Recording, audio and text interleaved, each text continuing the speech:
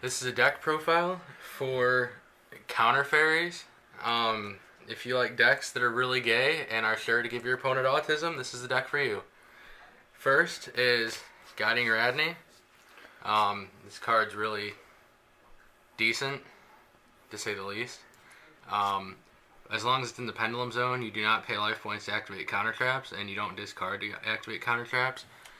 It's moderately autistic.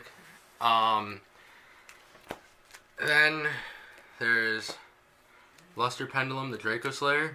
Unfortunately, he's only at 1, but it's really all I need. When you put him in the Pendulum Zone, once per turn, if you have a card in your other Pendulum Zone, you can destroy that card, and if you do, add one card from your deck to your hand with the same name.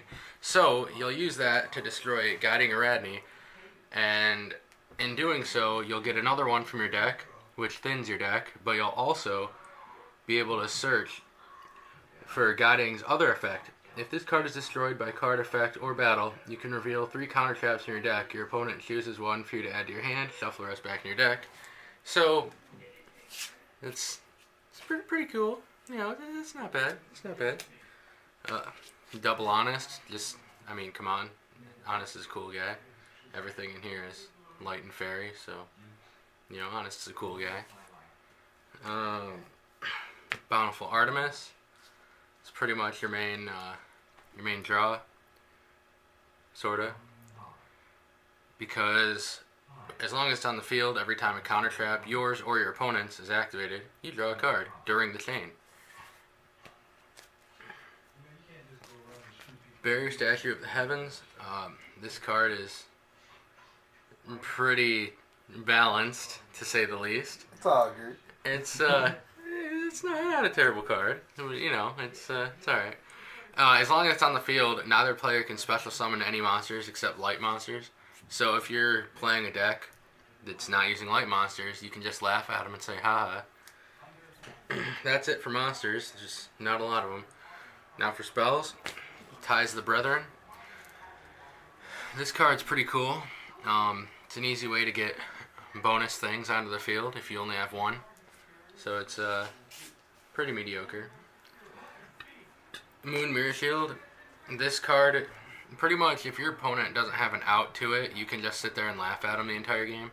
That's literally what this card is. Literally, the text, it looks like there's a lot of text on it, but literally all it says is just laugh at your opponent. Now, that's it for spells.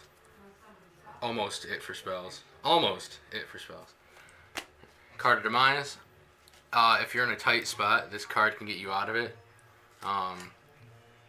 Obviously, that drawing 3 can be pretty cool. It's all good. And since a large portion of the deck is traps, it's not too hard to draw 3 and then not have to discard any. Upstart. It's just, nothing wrong with drawing cards. Drawing cards is a good time. And, there's nothing wrong with drawing cards. Drawing cards is a good time. And finally, William's favorite card. It's William's favorite card. Now for traps. Almost all of these, I think there's only one exception, maybe 2. But otherwise, all of these are counters. So we got double Grandhorn, just because Grandhorn's a hot card. It'll grind people's gears. Triple Strike, because, it's Strike. It's a good card, and it'll grind people's gears. Triple Quaking. This is the only one that's not a counter, but it's a good card, and it'll grind people's gears. Triple Ultimate Providence. This card is probably the best card in the deck, because as long as you have Guiding Radney set up, this will negate anything, free of cost. By itself, it's normally pretty powerful, but the fact that you have to discard a card of a matching type to negate something can be moderately annoying. And it'll grind people's gears. Double Drastic Drop-Off. This isn't huge. It can upset if somebody is trying to search something, and it'll grind people's gears. But it is a counter with probably the easiest timing to hit. It's you mainly just use it to help you draw more. But again, if you know what you're playing against, and you know that they do a lot of searching, it'll work well against them, and it'll grind people's gears. Divine Wrath. It's a pretty decent trap counter. It negates the effect of a monster and destroys it, and it'll grind people's gears. And this brings me to my probably favorite card in the whole deck. Curse Seal Forbidden Spell. If you're playing a spell-heavy deck, you know, say, the Invoker shit, where they just spam that one stupid fusion card.